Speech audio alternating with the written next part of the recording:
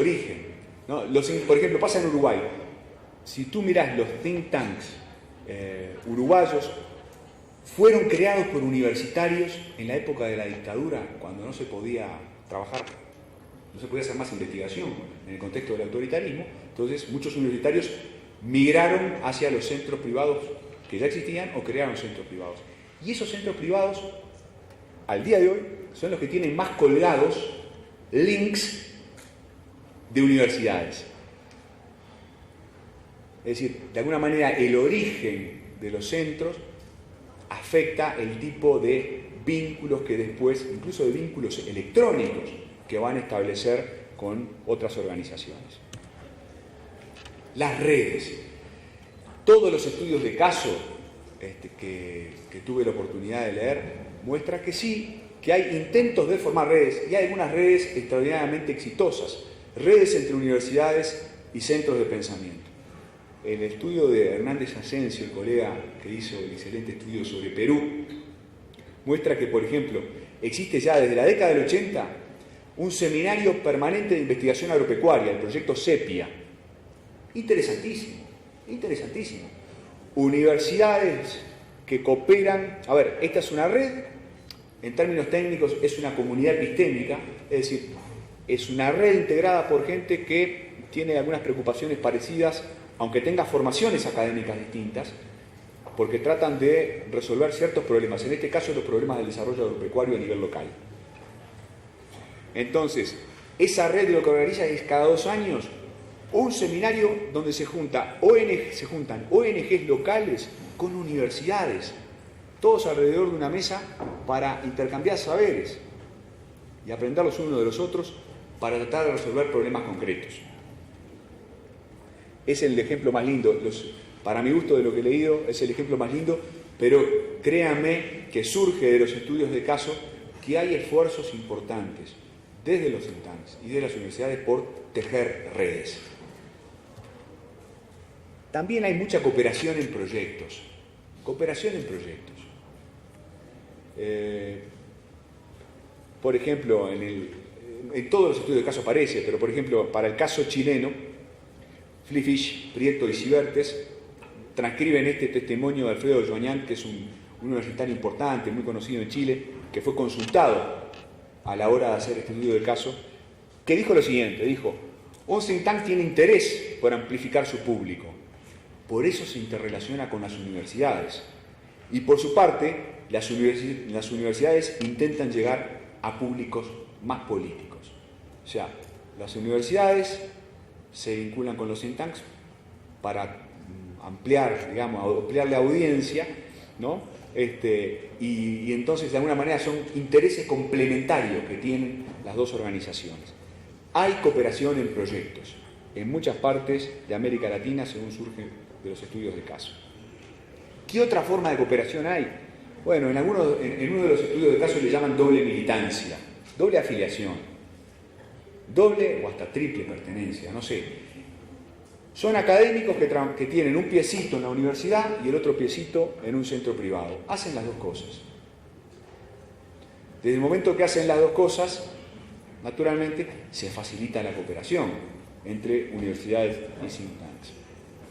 También en el caso chileno se dice, existe algo así como un efecto derrame, la expresión es mía recodificando lo que leí. Es decir, cuando un universitario trabaja en un think tank, de alguna manera, su manera de enfocar las cosas y esa cosa un poco maniática que tenemos los universitarios, ¿no?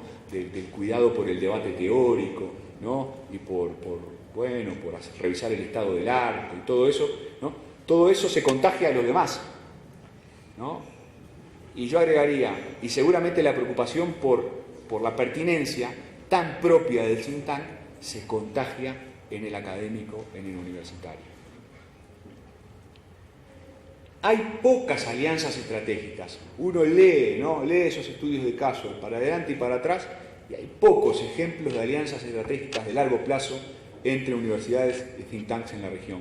Queda muchísimo trabajo por hacer.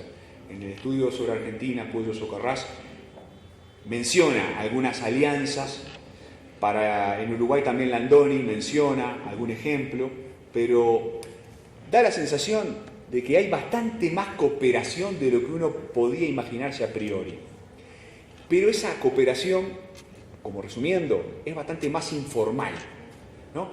Tiene más que ver con los vínculos personales, no está codificada en convenios de largo plazo ni en alianzas estratégicas muy pomposas, se da por la vía de los hechos, se da y diría con una frecuencia interesante, pero no está tan estipulada en documentos, ¿no? Y en convenios como uno podría haber imaginado al principio. También surge de los estudios de caso que, aunque hay competencia, la competencia no es tan dramática, esa es mi impresión después de leer los estudios de caso. En el ejemplo peruano, en el caso peruano, quizá Raúl Hernández Asensio pone un poco más de hincapié que en otros estudios sobre hasta dónde compiten think tanks y universidades, ¿no? Que compiten.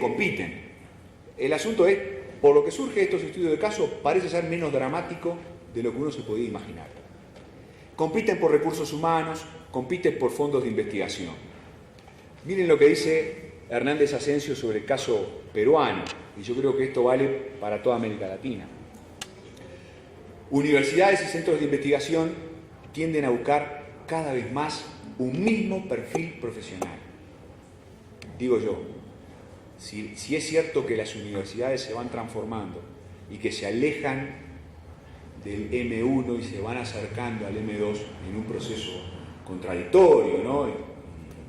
y diferente según los casos, es normal que empiecen a competir por el mismo perfil profesional, ¿no? Es decir, gente que sepa investigar y hacer M1, pero que sepa gestionar proyectos, que sepa buscar fondos concursables, etc. Entonces, dice él, esto se debe a que las fronteras entre ambos tipos de instituciones tienden a diluirse. Las universidades cada vez hacen más investigación y los centros de investigación cada vez más se adentran en la docencia como fórmula para incrementar sus ingresos ante la disminución de la cooperación internacional.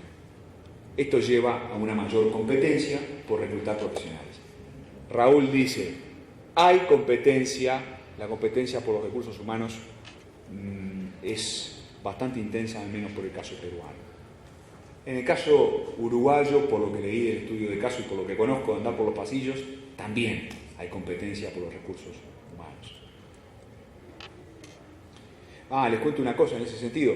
El otro día, en la presentación del caso uruguayo, en ese pequeño seminario que hicimos, y sí, la gente de algunos centros privados de investigación decía, nosotros precisamos PhD, precisamos doctores.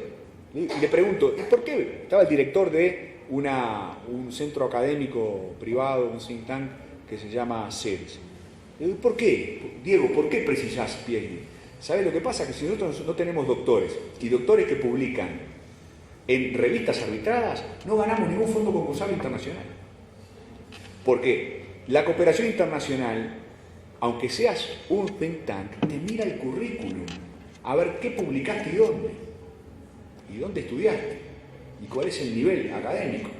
Entonces, las universidades desde luego que buscan doctores, pero también los centros privados tratan de reclutar doctores. Las competencias por fondo, ¿no? Bueno, hay competencia, se señala en los estudios de caso que también hay mucha cooperación, porque para buscar fondos, a veces think tanks y universidades se ponen espalda con espalda, ¿no? Se asocian porque se complementan destrezas, complementan saberes. En estudios sobre Colombia, en cambio, reportando dificultades y conflictos, dice Gómez, centros de pensamiento y universidades compiten por contratos. Esto ocurre primordialmente en cierto tipo de contratos, en aquellos contratos que apelan a un espectro variado de organizaciones, o sea, son las que permiten, evidentemente, que no solo participen universidades en los llamados, sino que también participen centros. Hay también competencia por fondos, naturalmente. Hay estudios que muestran que hay cierta decadencia, cierto declive, sobre todo en algunos países de la cooperación internacional. Si declina la cooperación internacional en un contexto de recursos escasos, como decía Hobbes, la gente se pone algo agresiva. Factores que afectan el vínculo entre universidades y think tanks. Quisiera presentarlo en estos términos a ver si se logra entender. Tenemos, en este cuadro tenemos, ¿no?, en una fila las universidades, en otra fila los think tanks abajo, y traté de distinguir qué ideas, qué instituciones en la última columna y en el medio, qué intereses facilitarían o no la cooperación o incentivarían el conflicto.